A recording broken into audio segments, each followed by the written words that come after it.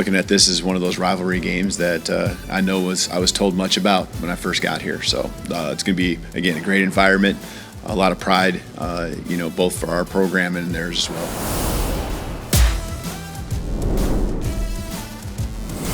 Hello and welcome in. It's always college football. I'm your host, Craig McElroy. We are so happy to have you here with us today.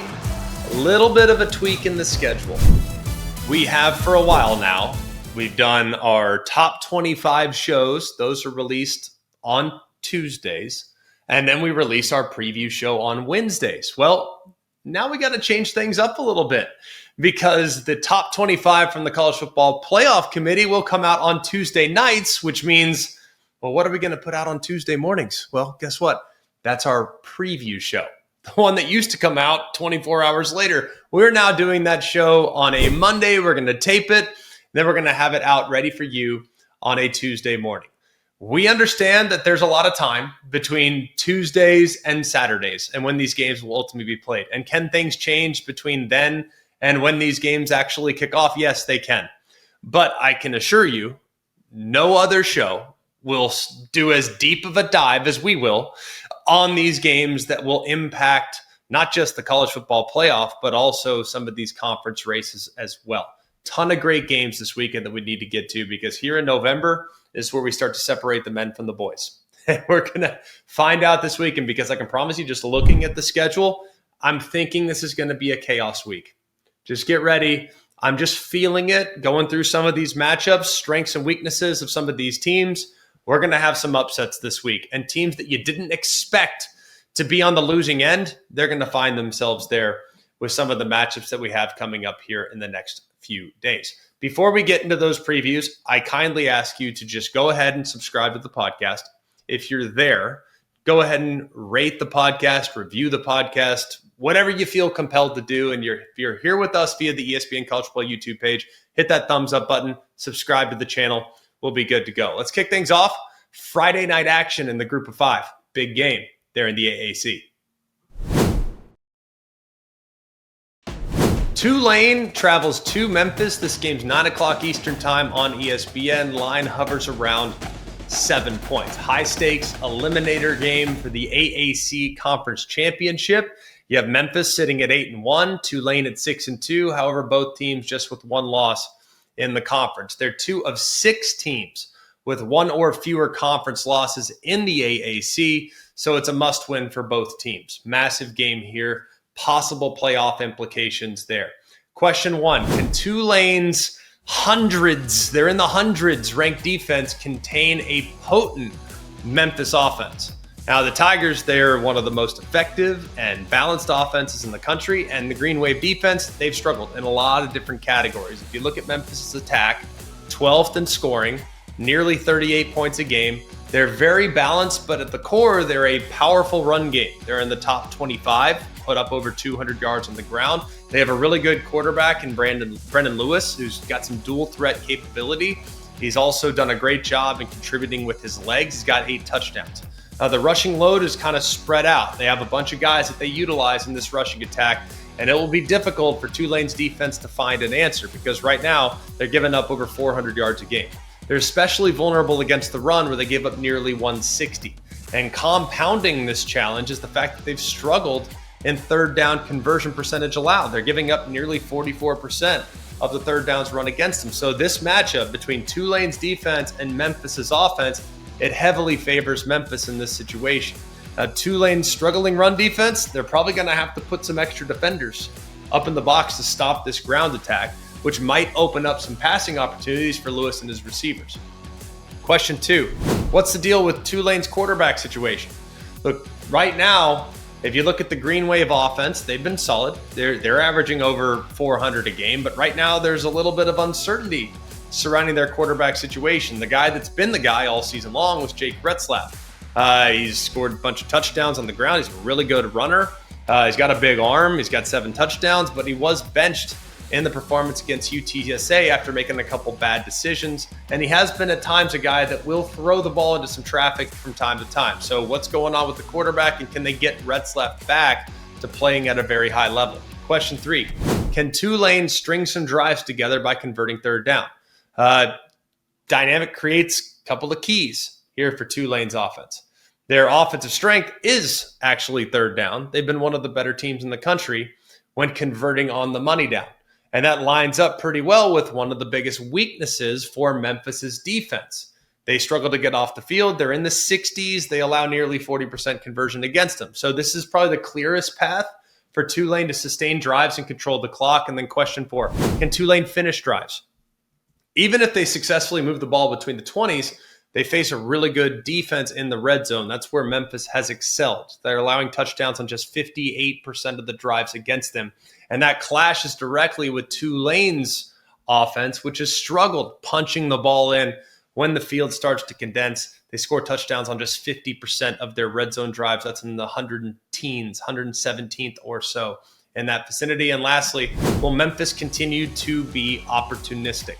Memphis +9 in the turnover margin. They've forced 17 turnovers this year, and Tulane has turned the ball over. They've turned it over 10 times. I'll take Memphis in the game, but I lean towards taking the points here. Everyone is very down on the green wave after last week's performance, but they're better than what they showed. I think you'll get their best shot. I just think Memphis's offense is going to be too much for Tulane to contain. We'll go next to noon Eastern time on ABC, where BYU will travel to Lubbock to take on the Texas Tech Red Raiders. Massive implications for the Big 12, massive implications for the college football playoff. College Game Day recognizes this. They'll be on site. This is a Big 12 championship game semifinal in many ways, and in a lot of ways too. I mean, it's kind of a clash of the Titans there in the conference. BYU is undefeated, 5-0 in conference play. Texas Tech stands at 8-1. They're 5-1 in the Big 12. And the matchup between the two, very, very thin. And that's why it's kind of hard to wrap your head around the line right now, where Texas Tech is currently favored by double digits. We'll start with question 1. What's the latest on LJ Martin? Now, BYU, he's their running back. BYU has forged a remarkable undefeated record on the back of a physical rushing attack.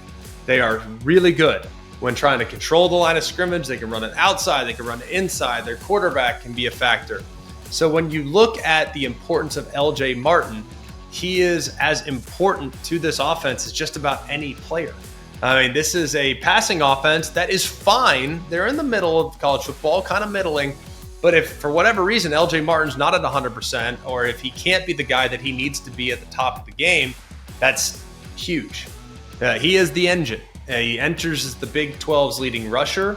And right now there's a little bit of questions as to whether or not he's going to be able to go. In the first half, had a shoulder injury against Iowa State. That was just a couple weeks ago. He has had some time, and Kalani Sitake says that he's optimistic, and the bye week should be pretty beneficial for his recovery. It's also a little bit concerning that he couldn't finish the game last week, though, as well. So the ramifications of his absence are significant for the Cougars. And if he can't go, that extends kind of beyond the starting lineup, because the backup running back from a few weeks back, Sione Moa, he's been banged up as well. So the top 2 playmakers at the running back spot, having those guys at less than 100% or unavailable at all, could be pretty significant for BYU, knowing they want to run the football. Question 2, with or without LJ Martin, can BYU's offensive line win in the trenches? Now, this O-line has been a strength, especially in pass protection. They've allowed just 9 sacks this season. However, this is a completely different animal along the defensive line. This is a top 3 defensive line unit in the country. They have been rebuilt through the portal. They've got high-level talent. They've invested heavily along both lines of scrimmage. But on defense, has been one of the best groups in the country up front, led by outstanding edge presence David Bailey. Now, their defense statistically is one of the best, but off the ball at linebacker, Jacob Rodriguez, he's been great as well. As a group that allows less than 75 rushing yards a game. That's number 1 in college football. They are really good. So if for whatever reason this BYU team can't run the football because their offensive line doesn't play at a high level, that would be problematic and putting a lot of pressure on a young quarterback's shoulders. Question number 3, can Texas Tech's offense continue their surge? Now, they are clicking in a lot of ways. At least last week they were. They are 3rd in the NCAA in scoring average. They are 5th in total offense. They have now returned to their quarterback, Baron Morton, who's probably playing the best football of his career. Hadn't gotten to play a ton. He's gotten a little banged up from time to time. He's missed a start. Hasn't been around all the time. But he averages big plays. This guy wants to push the ball down the field. So while his health was a bit of a concern, it sounds like those concerns are in the rearview mirror. He was good to go last week against Kansas State and put forth a very impressive performance. He's ripping it in practice by all accounts, and it's the health of their offensive attack extends beyond the quarterback too. You got Terrence Carter back at tight end. He's now back. You got Caleb Douglas, Coy Eakin. You got a bunch of very, very capable components on this offense. And now with Morton back at 100%, feels like the offense is fully operational. Question 4, will BYU continue to own the red zone? Now, this entire game could be decided when the Red Raiders get into BYU territory inside the 25, inside the 20-yard line. And this is the 10th ranked red zone defense going against a Texas Tech offense, which is, by the way, they're not super elite in the red zone because they're a big play group. So every red zone trip that ends in a field goal is a victory for BYU. And if Texas Tech can score touchdowns when the field condenses, that will go a long way into making things even more difficult on BYU going against the Red Raider defense. Question 5, how will Bear Bachmeier handle this environment and stage? Now, he has been nothing short of amazing. To have already collected 5 Big 12 Freshman of the Week honors. People, when you watch this young man, they are thoroughly impressed with his toughness, with his mentality. He's a true dual threat. I think he's a pretty good thrower, especially for a guy that's young, but it's his rushing attack, that capability that he has with the ball in his hands that makes him very difficult to defend. So this will be probably by far the toughest environment he's ever had to play in. You have a road game against the Big 12's number 1 ranked defense, and he could also potentially be doing it with a less than 100% leading rusher standing right beside him. So the entire weight of this undefeated season could potentially be on his shoulders. He appears to be mature enough to handle that, but we don't really know for sure, not until the game is officially kicked off. Question 6, can BYU force Texas Tech into some mistakes? This is where BYU is great. They are fantastic when it comes to turning people over. They're top 4 in the country with turnover margin at +10. They have forced 16 turnovers. They thrive on making mistakes. They've intercepted 12 passes. And the offense on the other side, they've thrown just 3. So this might be the single greatest opportunity for BYU is to force Texas Tech's quarterback, Baron Morton, into throwing the ball in their direction, creating some short fields for an offense that might have their hands full. This is a massive line in this game. When I see a double-digit spread in a game like this, I'm kind of surprised. Here's the problem. The strength of BYU is running the football. And they're running right into a brick wall along Texas Tech's front. And in watching Texas Tech, seeing what they did to Utah, seeing what they've done to other teams this year, trying to run the football against them, it's been very tough. If you are at all one-dimensional against Texas Tech, they can wear you out. Now, BYU can win this game, but the path is far more narrow than it is for Texas Tech. I'm taking the Red Raiders. I'm also going to lay the points. I think that environment will be too much for BYU to overcome. We'll go next to 12 o'clock Eastern time on Fox. This is Indiana at Penn State. This is a really intriguing football game 5 weeks ago. Now it's like, well, who knows? You got 2 teams that are going in different directions, but Indiana's never won at Penn State. So maybe the history of 0-13 will carry over. Come on, it's not going to, not in this situation. The Hoosiers are 9-0. They're 6-0 in the conference. They're not just winning, they are dominant in all 3 phases of the game, playing against a Penn State team that is in a catastrophic freefall. They're 3-5. They're 0-5 in the Big Ten, 5-game losing streak. Their head coach has been fired. Can they ramp it up just one more time against a really good Indiana team? That's the big question. Question number 1, how will Penn State try to derail Fernando Mendoza's efficiency? Because that's the key. Fernando Mendoza is so efficient. Surgical, 72% completion, over 2,100 yards, 25-4 touchdown interception ratio. They're number 1 in the country when it comes to turnover margin because he doesn't make big mistakes. He is so good. And the entire offense, albeit they don't always have to rely on throwing the football, the entire offense runs through him. The decisions he makes in the RPO game, the decisions he makes in the run game, the accuracy he displays when he decides to push the ball as well. Question 2, how much can you expect from Penn State quarterback Ethan Grunkemeyer? Now, this is a tough spot, right? He's been thrust into the starting role. You get a huge test last week against Ohio State. He struggled, just like everybody, by the way, when playing against Ohio State. He averages 5 yards an attempt, threw a pick, got sacked 4 times. And this was an offense that was struggling even prior to Grunkemeyer getting thrust into the lineup. Well, now they are a little bit more one-dimensional. Is there a real vertical passing threat?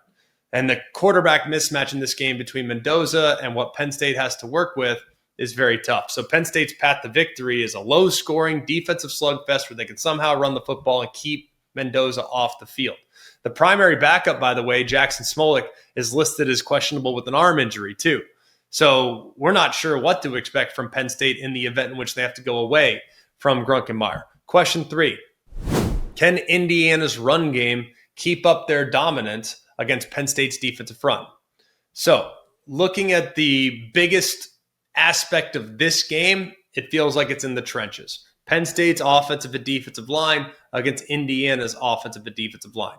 And Indiana's most direct path to victory is going right into what has been a bit of a vulnerability for Penn State this year. If you look at Indiana, they're 6th in the FBS in running the football with a Heisman Trophy quarterback, mind you. Heisman Trophy candidate at quarterback, and yet they're 6th running the football. They're averaging nearly 250 a game on the ground. That was proven last week in their demolition of Maryland. They go for 360 plus in that performance. And the production is not reliant on just one guy. And they are spreading the ball around. They had 3 different backs that went for 80 yards last year in Kalen Black, Roman Hemby, and Kobe Martin. So they are really good when it comes to time of possession, wearing down the opposition, controlling the clock, and just eventually imposing their will. So on Penn State, the defensive collapse on the ground has been a bit of a surprise. I mean, Jim Knowles comes in. He's one of the best defensive coordinators in the country, and they haven't really been able to consistently stop the run. Right now, they're giving up nearly 160 yards a game on the ground. And if you look at their 5-game losing streak, against UCLA, they gave up 269 yards. Against Ohio State, they give up $164. Bo Jackson goes for over 100. So if Penn State's defensive unit is going to get off the field, they got to stop the run, and that might be a real challenge against a group like Indiana. So what we learned last week about Indiana is that if the passing game's taken away, they'll just run the ball 50 times. So can Penn State stop the run? We'll find out. Not looking likely in this game. Question 4, what's going on with Indiana's injury situation? There are a couple of guys to keep an eye on here. Elijah Surratt left the Maryland game with some hamstring tightness after just 9 snaps. He is hopefully not going to be a long-term issue, but it is a question mark because without him, you can double Omar Cooper and make the Hoosiers' passing attack a little less multidimensional. You also have an offensive lineman that could be a little bit banged up. The starting left guard, Drew Evans, could be out for a little bit. So Zen Mahalski might have to fill in. And against Durant and denied Dennis Sutton, maybe that could be challenging. And then defensively, Aiden Fisher, off-the-ball linebacker, the quarterback of the defense, responsible for all the calls, all the checks, all the audibles. He missed the Maryland game, got banged up against UCLA, and it doesn't look good on him playing at least near term. But hopefully he can get back at some point here very soon. You also have a guy in the second level there next to Fisher and Caden Turner, who's kind of a primary backup. He got banged up in the Maryland game. So there are some injury concerns to monitor with Indiana in this matchup. And then question 5, can Penn State establish the run? I mean, you got a backup quarterback in the game, probably going to struggle throwing the football. You do have a very dynamic duo in Katrin Allen, Nicholas Singleton. And Indiana's defense right now is in the top 5 against the run. But with 2 linebackers potentially out, maybe that run defense gets challenged a little bit more if they have to rely on a third-string guy there as the signal caller defensively. So if they can run the ball and Penn State can kind of sustain some drives, maybe, just maybe, they can shrink the game and make it a little bit more competitive. However, I look at Kurt Cignetti, the guy's 22 over the last 2 seasons. He's already got a program-defining road win this year at Oregon. The biggest key, I think, will be the first 2 offensive drives for Indiana. If they can establish the run against the Penn State defense that has given it up so far this year, then I think you're going to be just fine. Indiana might be better than Ohio State, and Ohio State completely pulled away. Indiana's going to create way too many problems for a young quarterback, and they'll pound it. I'm going to lay the points with the Indiana Hoosiers. 12 o'clock Eastern time on ESPN. It's the Georgia Bulldogs against the Mississippi State Bulldogs as well. This is the anatomy of a trap game. Sleepy morning start, team riding an emotional high after a win against Florida. You got Texas coming to you the following week. Here's Mississippi State, just little old Mississippi State, just rolling right along quietly at 5-4. They just got their first SEC win under Jeff Lebby last week, so they have a bit of momentum going into this game. This is a trap game in every possible way. Georgia is in survive and advance mode right now, right? Hard-fought, physical victory against Florida last week. I think Kirby Smart even acknowledged this in the post games. We were pretty lucky to have escaped Jacksonville with the win, having played the way they played. And Georgia has not gotten off to good starts in 5 of their 6 SEC games. So they have got to start fast, because the longer Mississippi State hangs around in this game, the more difficult Davis Wade will become. Now, Georgia's hard to kill, but if Mississippi State can jump them early, that could be challenging, because Mississippi State is riding some momentum off of last week's performance and victory over Arkansas. Question number 1, how good is Georgia's defense? Now, statistically speaking, they're really good. Top 20 in total defense, top 25 in scoring defense. But when you watch them, it just doesn't look quite the same as it's looked in the past. I see guys open. I see guys winning. I see defensive players getting moved. I don't know, man. I think they're good, but they're not the brick wall that they've been in the past. But when you look at them overall, the biggest difference so far is how well they've performed on third down. They have struggled getting off the field on third down. And that's a massive contradiction to what we've seen in the past. Now, statistically speaking, like I said, a lot of things to like, but you have to be able to get off the field. And the way you get off the field is by having a great pass rush. And right now, they are in the 130s when it comes to sack percentages. When it comes to overall sacks, they have just 8. This linebacker unit, this outside linebacker edge defender unit, it just hasn't quite been the same. And their inability to pressure the opposing quarterback, that is challenging. They're great against the run, but in obvious passing situations, can they get home? So they got to be better on third down when it comes to getting off the field. Question number 2, how much will Georgia try to slow the game down by establishing the run? Now, it's strange to say this, but I think Georgia's offense is actually a little more scary than their defense right now. Offensive coordinator Mike Bobo, we know kind of where he's at. He's adapted to the circumstances of each game. If it requires a track meet, he'll call a track meet. If it requires ball control, they'll play ball control. But at their core, I think they really want to be a ball control unit this year that runs the football, that's mindful of the clock, that plays complementary. That's why they're 9th in time of possession. If you look at Gunnar Stockton, super efficient season so far. Doesn't turn the ball over, has thrown for almost 1,800 yards, really good with his legs as well. This is a top 40 rushing offense. Chauncey Bowens has developed into a really good back and is coming off a really nice performance when he delivered the game-winning touchdown late in the 4th quarter. So maybe he can carry some of that momentum from the Florida game over into this one as well. Going against a defensive coordinator in Coleman Hutzler, Mississippi State's defense, they haven't been great against the run. They're 95th nationally, allowing about 160 plus yards a game on the ground. And if you look at where they're at, they've allowed at least 120 yards on the ground in each game they've played this year. So this is not really about Georgia's ability to move the ball on the ground. It's really more about controlling the clock, because if you look at Mississippi State's offense, they are a time of possession hyper-speed team.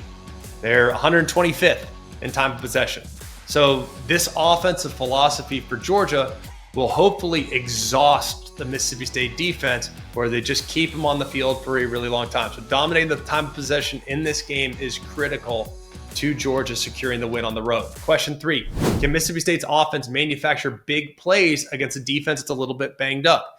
Jeff Lebby's offense is designed to create explosive plays, utilize tempo. I think in some ways they're faster than even Tennessee, which is kind of crazy to think about. And as a result, they've manufactured a lot of plays downfield. They have 44 plays that have gone for 20-plus yards this year. That's top 30. Now, the scheme kind of sacrifices time of possession, but they're going to keep the pedal pressed at all times. They have a veteran quarterback in Blake Shapen's thrown for over 2,100 yards. He's got 15 touchdowns against 6 interceptions. He's super tough. Got a little banged up in the Arkansas game, came back, leads a game-winning drive, and his primary threat is the transfer Brendan Thompson, who's got over 700 receiving yards and 6 touchdowns. There is also another layer to this conversation. It's a bit of a revenge game for former Georgia wide receiver Anthony Evans, who actually caught the game-winning pass against Arkansas. So in order to create big plays, you must protect, right? Well, you should be able to against a relatively underwhelming Georgia pass rush, but Mississippi State's offensive line hasn't been great either. They've given up 29 sacks. That's 129th in college football. They could be without their right tackle, Albert Reese, too, who missed the Arkansas game, and right now his status is very much up in the air. But Georgia's defense is pretty banged up now. The physicality of the Florida game was very real, and there were 3 new significant injuries that took place in this game. Jordan Hall injured his knee. He's a defensive tackle. He's a starter. He's ruled out quickly. It didn't look good, by the way. Haven't heard the exact severity right now, but his absence there on the middle of that defense could be significant. Chris Cole, one of their best blitzing linebackers off the ball, also left the Florida game with a bit of an injury. His absence was notable, and Florida was immediately able to take advantage of him not being out there. His status is highly questionable. You have DeMello Jones, who's a rotational defensive back, got injured in the fourth quarter, did not return, hurt his elbow.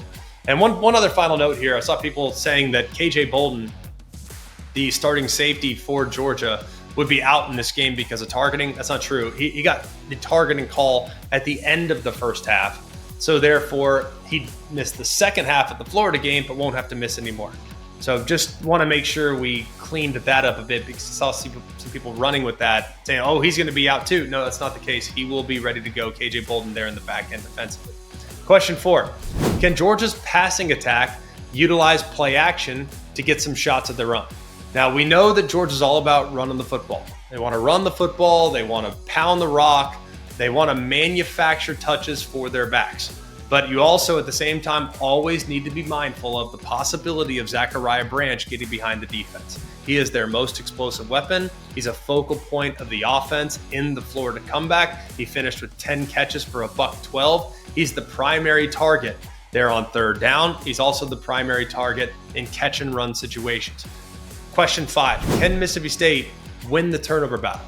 This might be the best statistical advantage for Mississippi State. They're +4 in turnover margin. That's top 30. The defense has been very opportunistic. They have 11 picks. That contrasts pretty sharply with what Georgia's been, who's been a little bit uncharacteristically sloppy at times this year from a turnover standpoint. They're -2 on the season. They're 88th. They only have 6 takeaways this year as well.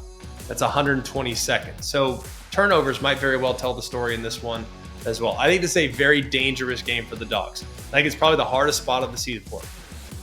Between the Florida game and the Texas game lies a little old trip to Starkville, Mississippi with an 11 a.m. kick. I'll take Georgia, but I think Mississippi State will cover here. I'll even go as far as say I wouldn't be that surprised if Mississippi State is leading at halftime. And then Georgia will storm back and win like they always seem to do. Moving into the 3:30 window, it's 3:30 Eastern time on CBS. It's Oregon at Iowa. Ducks, 7-1, 4-1, heading to Kinnick Stadium. A possible playoff elimination game, potentially, at least for one side for sure. With Iowa, a surprising 6-2. They're 4-1 in the Big Ten. This is a massive opportunity to kind of validate their adjustments that they've made offensively the last couple of years, but also, at the same time, the traditional values of Iowa football can still win. Massive opportunity, and with the 4-1 conference record, this game carries direct implications to the Big Ten championship race, even though Indiana and Ohio State appear to have a full hold on where that Big Ten championship is going. either way, really looking forward to this game. I always love when you have clashes in style and philosophy that are going head to head against it. With Dan Lanning and Kirk Ferentz, both guys have had bye week to kind of study what's coming up in this week. Very philosophical differences throughout this game. Oregon, very much a new blood, explosive offense, elite 4- and 5-star recruits, national recruiting base, 95% blue chip ratio across the board versus Iowa, whose old guard, foundational Big Ten, built on developmental toughness, suffocating defense, and an institutional knowledge from their head coach, Kirk Ferentz, that is second to none. So can't wait to see how this thing all works out. If you look at really offense versus defense, you have strength on strength against weakness on strength. Like, there's a lot to like about this matchup. Absolutely love it. Question 1, can the Oregon run game continue to roll? Now, on paper, this should be the most intriguing matchup of the entire game because Oregon is one of the best teams in the country when it comes to running the football, 250 plus per game. On the other side, Iowa, they allow just over 86 rushing yards a game. That's top 20. And that's top 20 at home, They're 10th in rush defense overall at just under 84 yards a game. So they've only given up 15 10-yard runs this year. They don't give up big plays on the ground. You might get some, but it's going to be on volume. It's not going to be because of quick hitters. 10-yard runs, just 15 given up. That's top 2. They've given up just one 20-plus yard run this season. That's the fewest given up in college football. Now, if you look at Oregon's elite numbers, they are a little bit inflated with some blowouts that they've had, for example, the 750-yard game against Rutgers. So the true nature of Oregon's offense against top-tier competition, against the 3 best defenses they've played in Penn State, Indiana, and Wisconsin, they were held to 17, 20, and 20 points in regulation, respectively. The Indiana game kind of provided a bit of a blueprint. The Hoosiers held Oregon to just 2.7 yards a carry.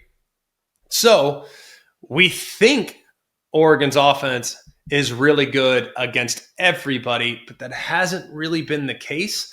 When they're confronted with a defense that can win at the line of scrimmage, can their run game potentially be neutralized?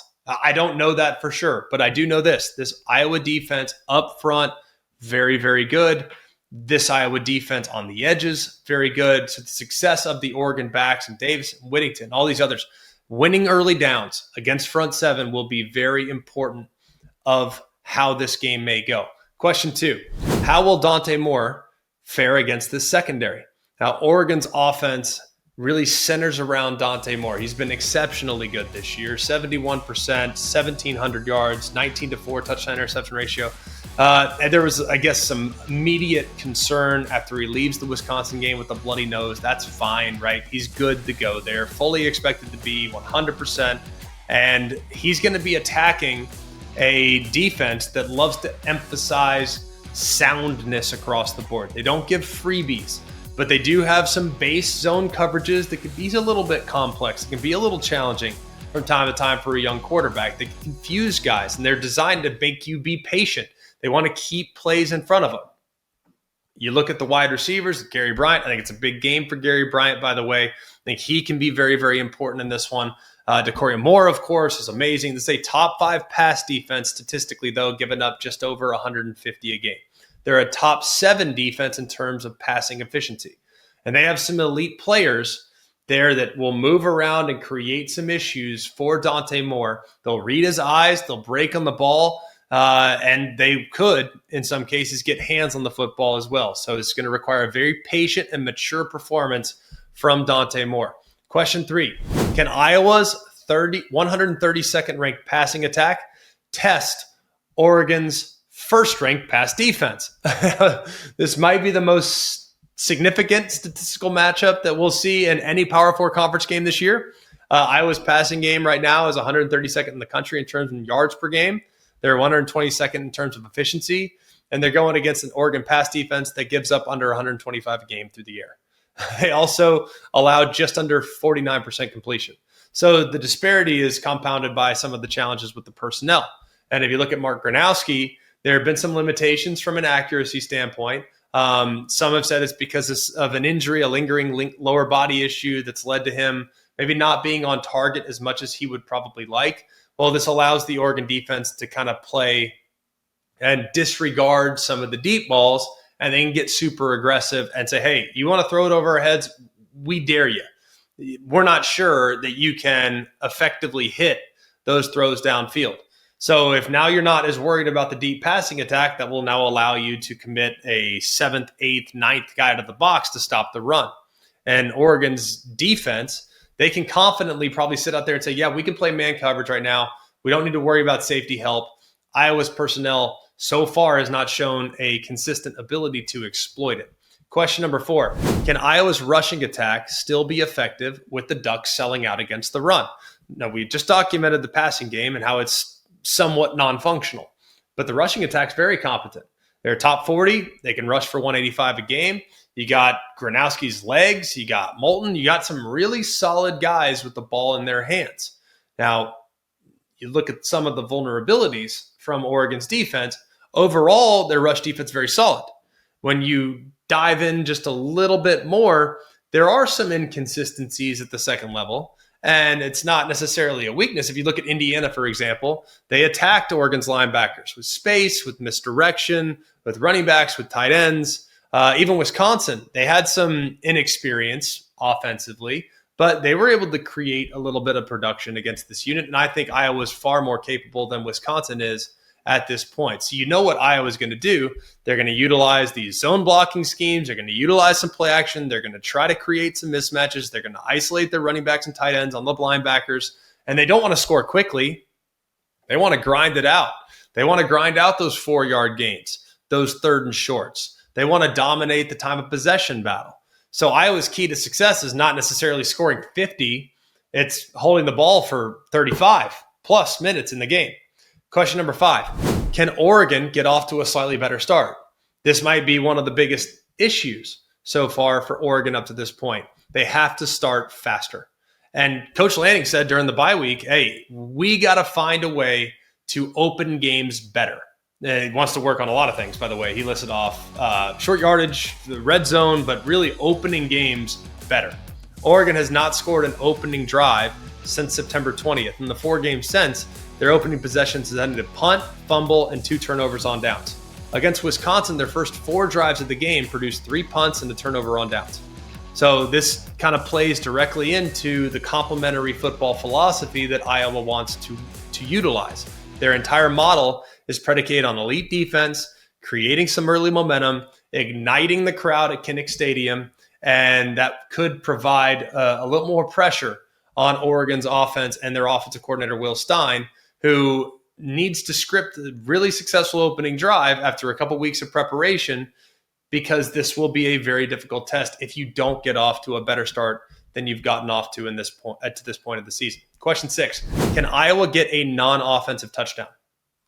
Now, the Hawkeyes' most probable path to an upset is stealing a touchdown, whether that's their number 1 ranked punt return unit, whether that's a defensive score. We saw it against Minnesota.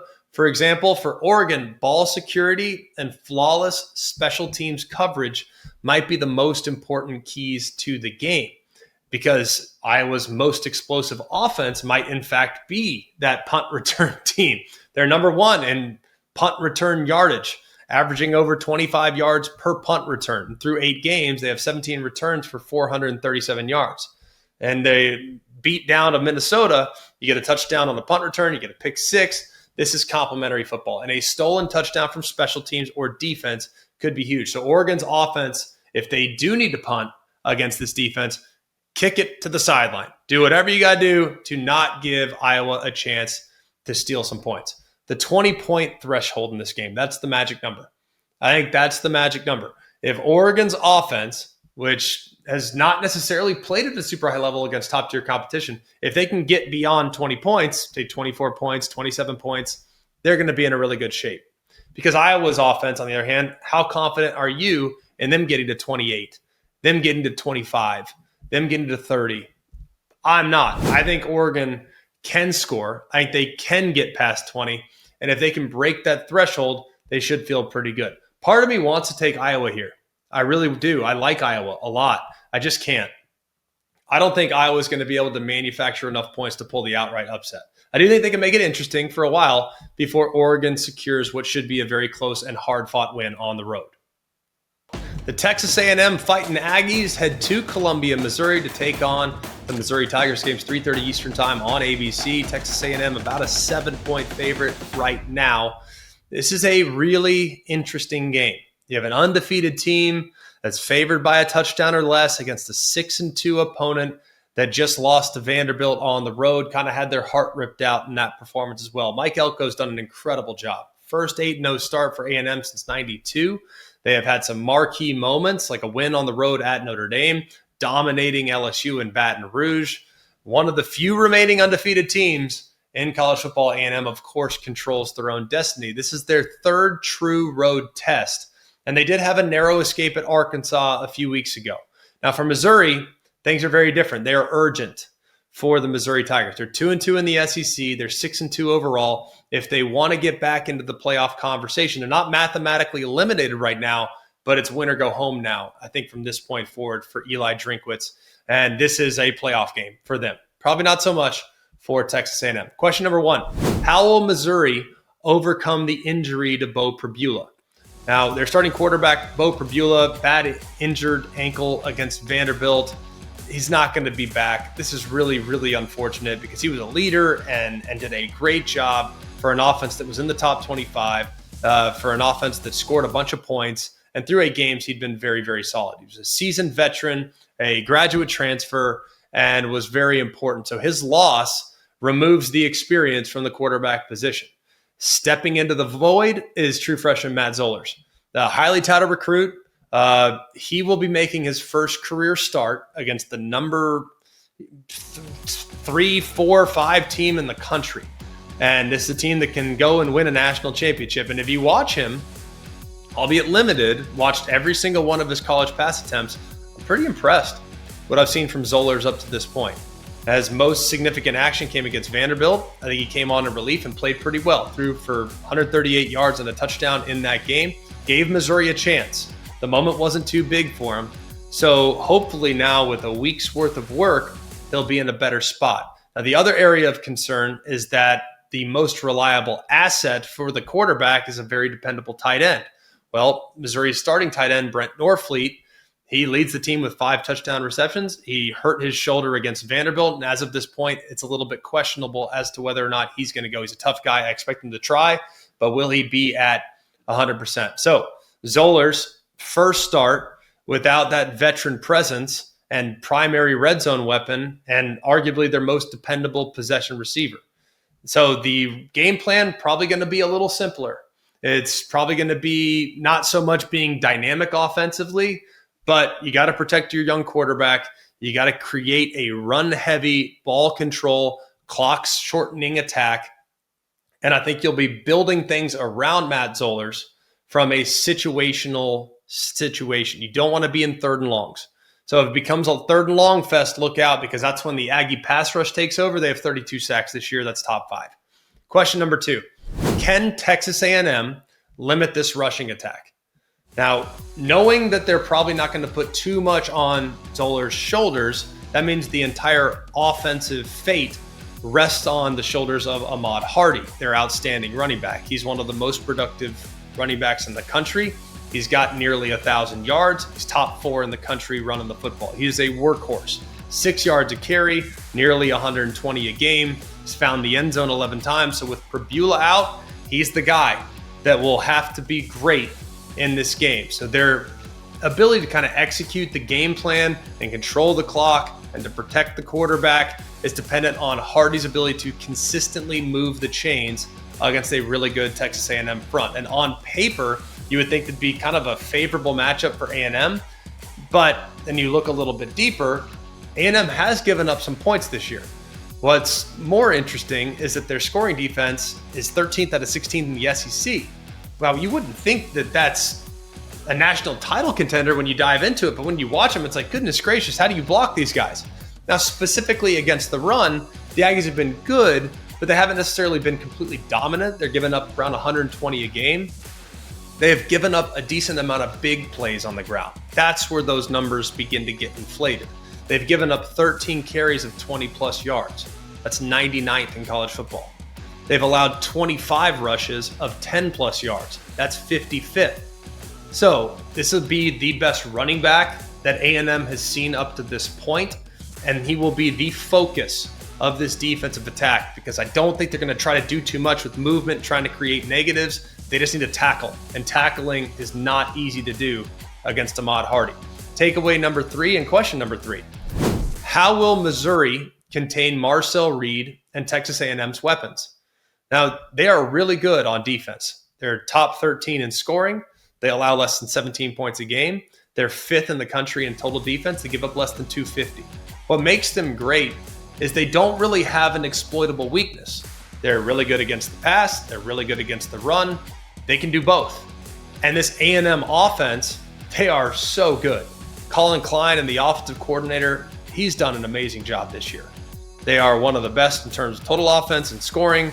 They have been prolific. And Marcel Reed has forced his way into the Heisman conversation, and deservingly so.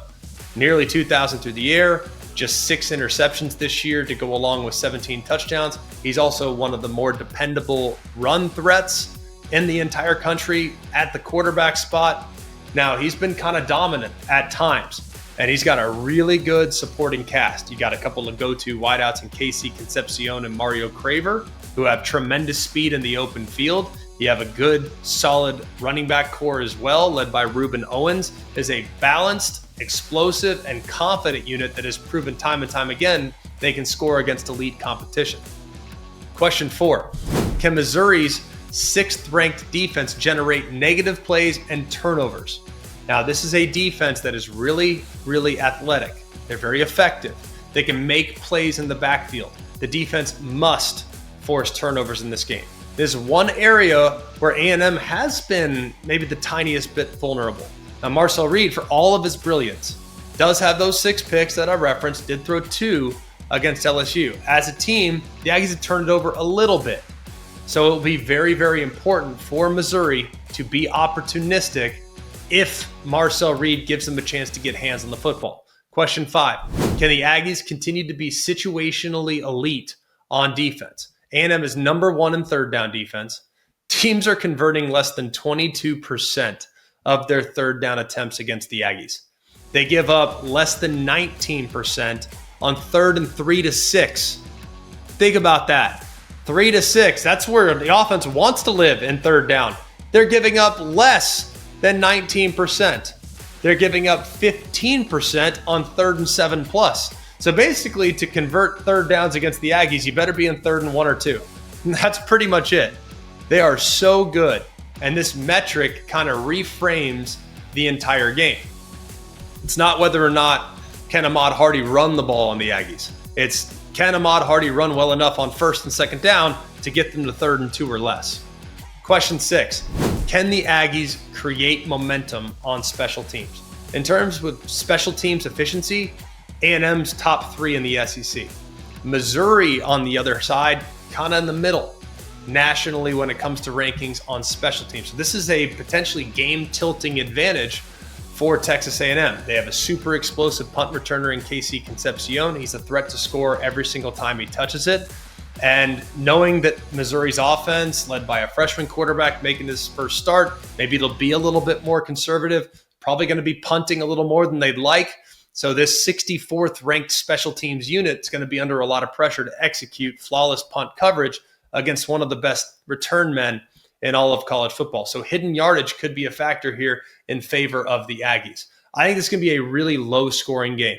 I fully expect Missouri's defense to battle. I think they'll hold down the fort, and I think they'll make it a 1-possession game in the 4th quarter. So expecting low scoring here, but ultimately it's Texas A&M and their defensive line that will prevail. I like the Aggies, but close, I would take the points in what should be a very entertaining football game between 2 really well-coached football teams. Wake Forest at Virginia. This game's 7 o'clock Eastern time on ESPN. Virginia is 8-1. They are undefeated in the ACC. They are first right now in the conference, and the success isn't really a fluke. It's because they are so good on the offensive side, averaging over 36 points a game, 440 yards a game. They've proven they can go on the road. They've proven they can play against anybody. Wake Forest on the other side, they've been a great spoiler this year. Solid, fundamental on the defensive side. They have performed really well. They allow just over 21 points a game, 325 total yards a game. So the conflict in this game, whether Wake's defense, which is statistically very strong, can they handle an offense with the caliber that Virginia brings to the field? So Wake Forest offense, by the way, not great. They're not built to win in a shootout. So therefore, the Demon Deacons defense is going to have to generate stops, and they might be able to do so on third down. Because if you look at Virginia, third down is the area where things might need to get going. Now, Cavs defense on third down, really good. Cavs offense on third down, really solid as well. So third down might be the key in that one, but don't be surprised if Wake Forest makes it interesting against the Virginia Cavaliers. Florida State at Clemson. This game's 7 o'clock Eastern time on the ACC network. This has been coined the Disappointment Bowl. You have FSU, by the way, in a remarkable bounce back last week, finally put things all together going against Clemson. FSU is still one of the highest ranked teams in terms of total offense. They're one of the highest ranked teams in terms of rushing.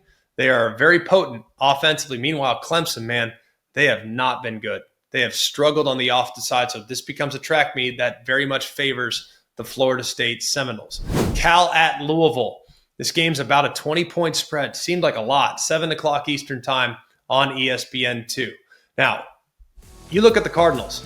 They are 7-1. They're not just winning games. They are suffocating teams. Their defense is a really good unit. Very, very solid. They are allowing just over 280 yards a game. So they're in the top tier from a defensive standpoint, and Cal's offense will be a tough test. It's a 5-4 Cal team. They've had some up and down performances. They haven't been great, though, when you take everything into account. So can Cal generate anything offensively against an elite defense? That will tell the story.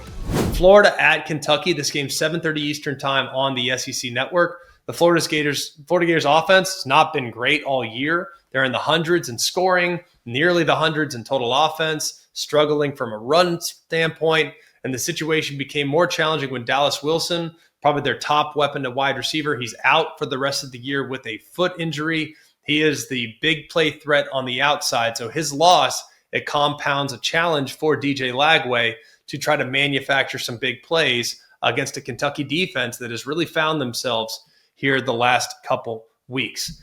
You look at Kentucky's offense, though, also a struggling unit. Hundreds in scoring, hundreds in total offense. It's amazing how these two teams kind of mirror each other. And the outcome is going to be determined by which defense can force a turnover or a 3-and-out to give what is an offense that has struggled at times a short field. So the key to victory is not necessarily offensive execution, but offensive mistake avoidance. That might be the key in this game. That one's going to be a low-scoring ball game there in Lexington. LSU goes to Tuscaloosa to take on the Crimson Tide. This game's 7:30 Eastern time on ABC. One team playing for a top 4 seed. The other team just playing for a bounce back at this point. If you look at Alabama's profile under second-year head coach Kalen DeBoer, they're 7-1. They're 5-0 in the SEC.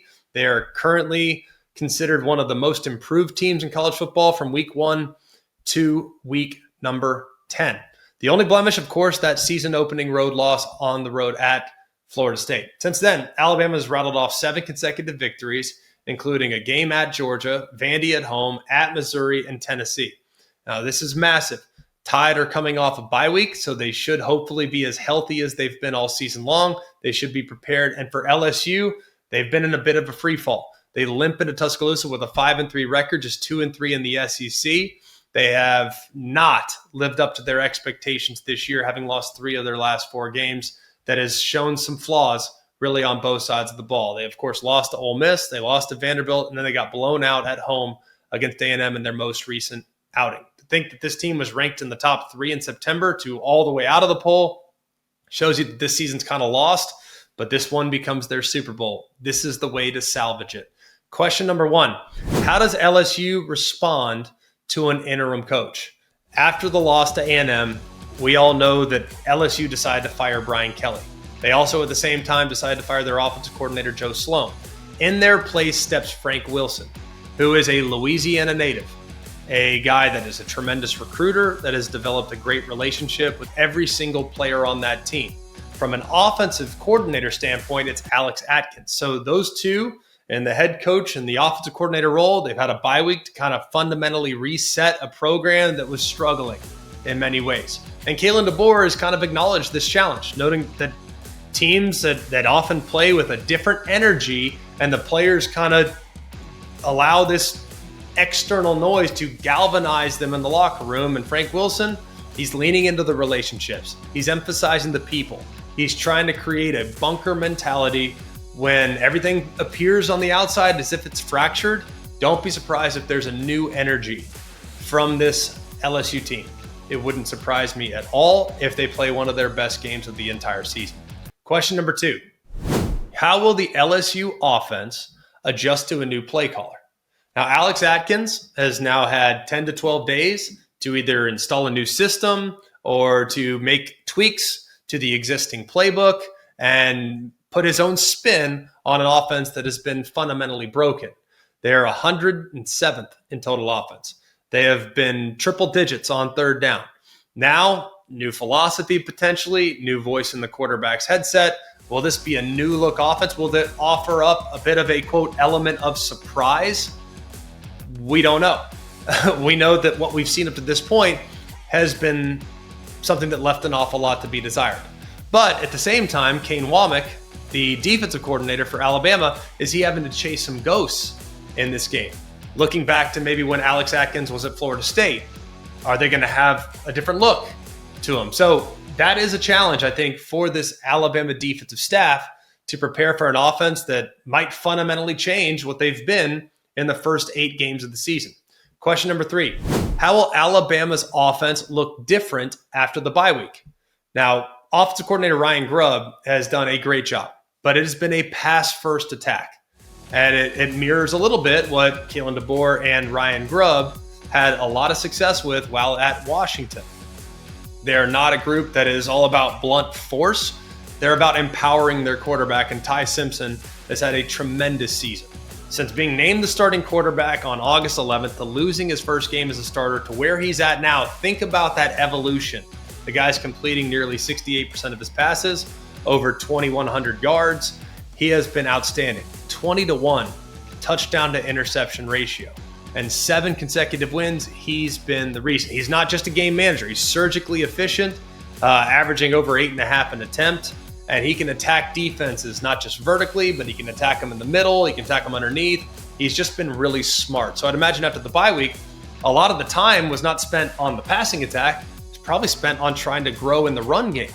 Because if you look at where they've been, against Florida State, they ran for 87 yards. Against Wisconsin, they ran for 72. Against Georgia, they ran for 117. And Jam Miller right now is averaging less than 4 yards per carry. And I think the coaching staff, they've talked about it. They really want to find a way to create a consistent threat running the football. They want to find a way to manufacture explosiveness in the run game. Both have been lacking in the first 8 games, but I bet you that was a huge point of emphasis in their week in which they did not have to prepare a game planned that weekend.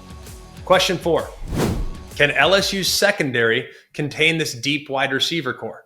Now, if you look at Alabama, it's not like it's one guy that is taking over the game on a week-to-week basis. Ty Simpson does a great job distributing the ball with a lot of balance with Jeremy Bernard, who's a clear primary target.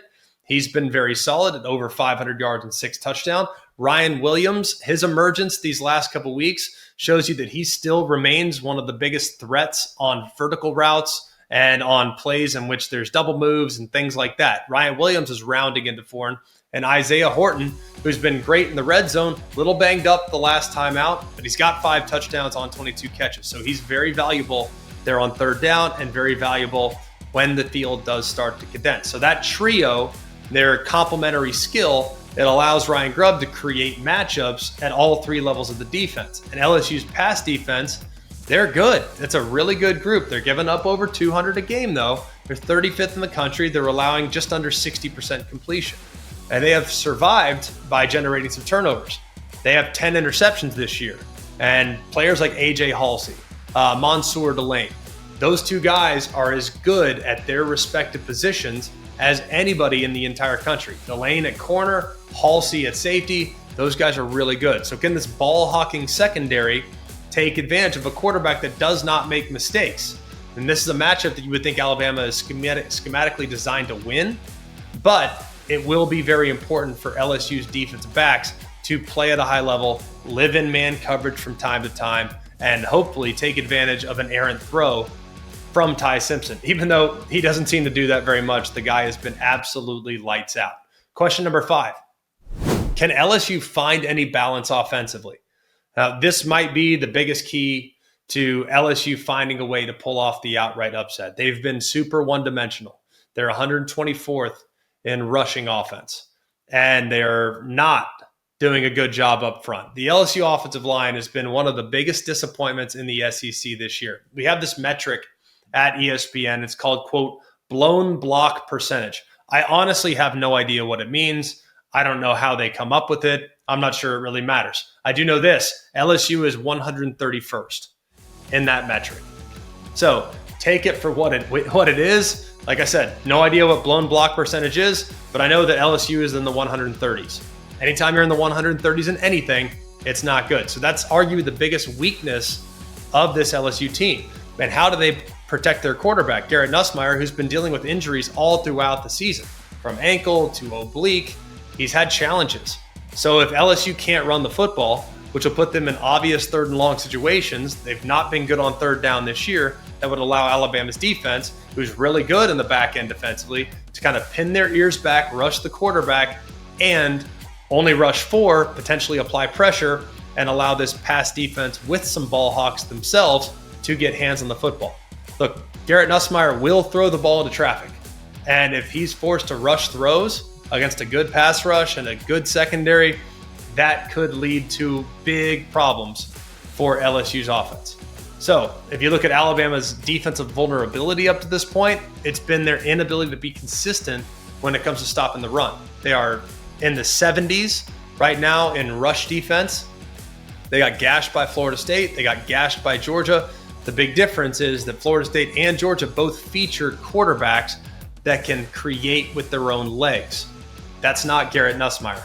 So how will LSU try to create balance in this game knowing their quarterback is not a run threat? I will not pick this game, but I very much look forward to being on the call alongside Sean McDonough and Molly McGrath, 7:30 Eastern time on ABC.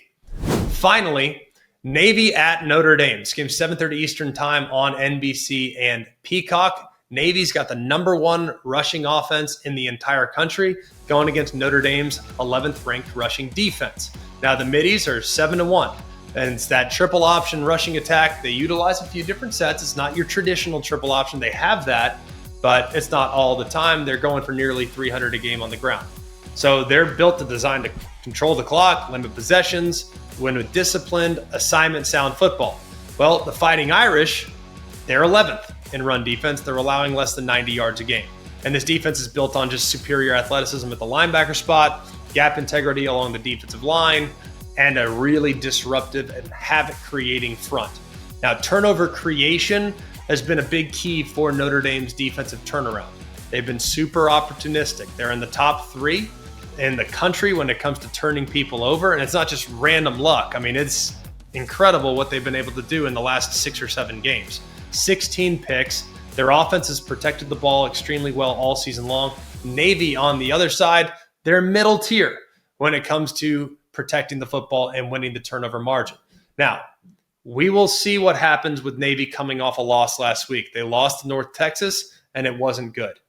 They had 3 turnovers in this game. So if Navy can keep a clean sheet, maybe. I don't think they will. I think Notre Dame runs them out of the gym. Now, moving ahead to our Giant Killers, these had a good week last week. Just saying, all the haters out there, like, just stick with the process. Stick with the process. The Giant Killers, by season's end, they're going to be good, I assure you. First one, Tulane getting 6.5 against Memphis. Tulane looked terrible last week. I expect a big bounce back. I think that game will be close, and I think Tulane will keep it within the margin. Mississippi State getting 7.5 against Georgia. I think Mississippi State will play well. I think in the first half, I wouldn't be surprised if they had the lead. Georgia's better. Georgia's more talented. Georgia will ultimately win, but I would not be surprised if they're a bit lethargic coming off the physical performance against Florida last week. Missouri getting 6.5 against Texas A&M. I think Mizzou's defense will keep them in it. I don't think Mizzou will have a lot of success moving the ball offensively unless Texas A&M does something that allows a Lamad Hardy to create big yardage on the ground. But I think Mizzou's defense will be up to the task. I think they'll have a great game, and I wouldn't be surprised if that game is close, even though I like the Aggies to win it outright. Iowa getting 6.5 against Oregon. I wonder if Oregon's ready for the punch that Iowa's about to throw. I think Oregon technically has way more firepower, way more explosiveness, and if things go their way, they could break this thing open. But if Iowa can kind of keep it close to the vest, turn it into a phone booth type of game, I think 6.5 are too many. And then Wake Forest getting 7 at Virginia. Virginia's been a little up and down. Their offense is outstanding. But if you look at Wake Forest this year, they have had a lot of very close calls, including a very close call against Georgia Tech that Georgia Tech was frankly lucky to survive against. It was a penalty that allowed the Ramblin' Wreck to escape that one. Wake Forest, I think they'll play well. I think they'll make that thing interesting on the road. That'll do it for us here at Always College Football. We are so excited about week 11 of the college football season. I hope you guys are as well. Keep it locked in here. Subscribe to the podcast. Subscribe to the ESPN College Football YouTube page. And we hope you'll check us out a little later tonight when we are doing the college football playoff rankings release. We'll be on at, I believe, 8 o'clock Eastern time. So check it out. Looking forward to that. That'll be on ESPN. So for all of us here at Always College Football, for Mark, Jake, Jack, the other Jack, I'm Greg. We hope you have an amazing day. And remember, it's always college football. Hey guys, it's Greg McElroy. Thanks for watching Always College Football. Make sure you like, rate, and subscribe to ESPN's YouTube channel and wherever you listen to your podcasts.